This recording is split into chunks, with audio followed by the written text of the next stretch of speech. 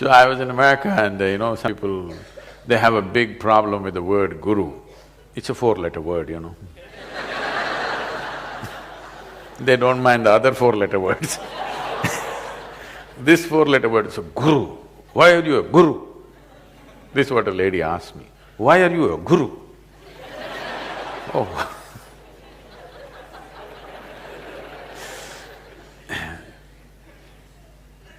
Because you are in a state right now, you don't see what's around you only when your eyes are open. Even with your eyes closed, imagery is going on, isn't it?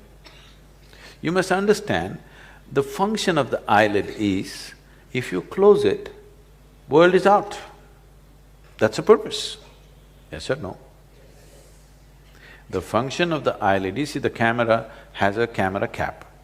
If you put the cap, world is out for the camera. Yes? That is what an eyelid is, it's like a camera lens cap. If you put the cap, if you still see, you lost it. Yes or no? If you put the cap and you still see it, you definitely lost it. Or in other words, the fundamental faculties of your mind, which is memory and imagination, both are out of control. You don't know how to make use of your memory, you do not know how to make use of your imagination. You suffering yesterday and tomorrow is just this, you lost control over your memory and imagination. If you had control over your memory and imagination, I would treat you as my colleague.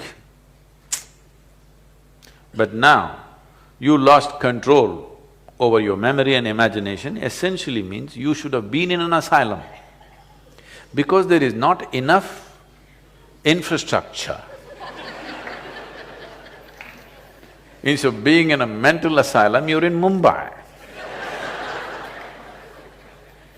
Yes, you lost control of your memory and imagination means you have no ability to make use of the faculty of the mind in the way you could if you had control over these two things. Something is happening, your idea of success is you made a living, okay? You made a living little better than your neighbor. Your neighbor has a Maruti, you have a Mercedes. This is your great success. Suppose tomorrow we distribute Mercedes to everybody, you wouldn't want to get into it, yes? So you have no appreciation of the technology of Mercedes. Your only thing, you see, because I was in conversation with Ratan Tata, who is into auto industry. More than the industry, he's a passionate auto person, okay? So once we sat together, we were not talking spirituality or business, we were talking only cars and mobile, machines. So, when we are looking at these things, see, the thing is just this. If you look at the advertisements in the newspapers for cars, I look, okay, any new model, I'm looking it up. I'm not intending to buy it, but I'm interested to know what is coming, what is going. I look at it, they say leather seats, wood finish in this thing, paint job like this. I'm looking, what's the engine, what's the transmission, what is the gearing system, what's the gear ratio, I want to know. Nothing. Only leather, paint work, stereo system. God damn it, this is not what makes a car. This is a living room.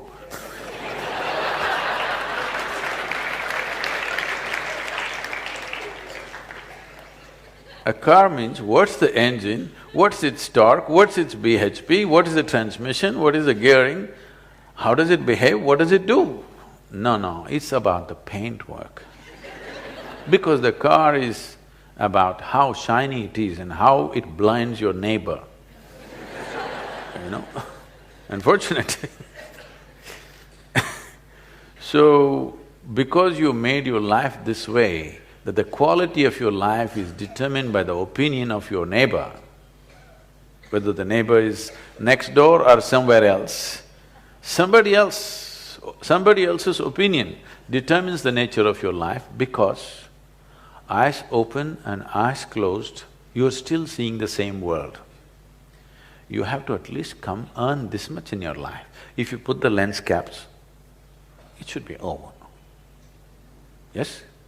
You should not see anything. If you see things, that means you lost it. Don't think you become spiritual. No, Sadhguru, when I close my eyes, I see Shiva, you definitely lost it. You're not just a nut, you're a religious nut.